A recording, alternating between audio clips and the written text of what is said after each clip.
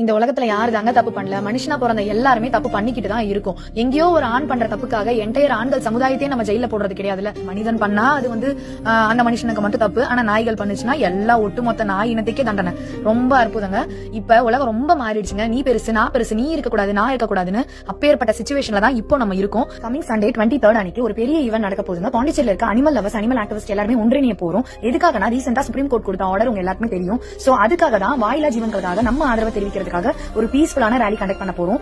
இந்த ரேலி எங்க ஸ்டார்ட் ஆகுதுன்னா பாண்டிச்சேரி டூப்ளேஸ் சிலையில இருந்து தொடங்கி ஸ்வதேசி ஆலை வரைக்கும் நடக்க போறோம். அன்னைக்கு நம்ம ரேலியோட தீம் என்னன்னா தெருநாயக ஒரு நாள். தினம் தினம் தெருநாய்கள் சாப்பாடுக்காக எவ்வளவு கஷ்டப்படுறாங்கன்னு தெரியும். சோ அவங்களை ரெப்ரசென்ட் பண்ற மாதிரி நம்ம அடையாள உண்ணாவிரதம் இருக்க போறாங்க. வாயிலா ஜீவன்களின் குரலா நீங்க இருக்கணும்னு ஆசைப்பட்டீங்கன்னா கண்டிப்பா இந்த ரேலியில கலந்துக்கோங்க.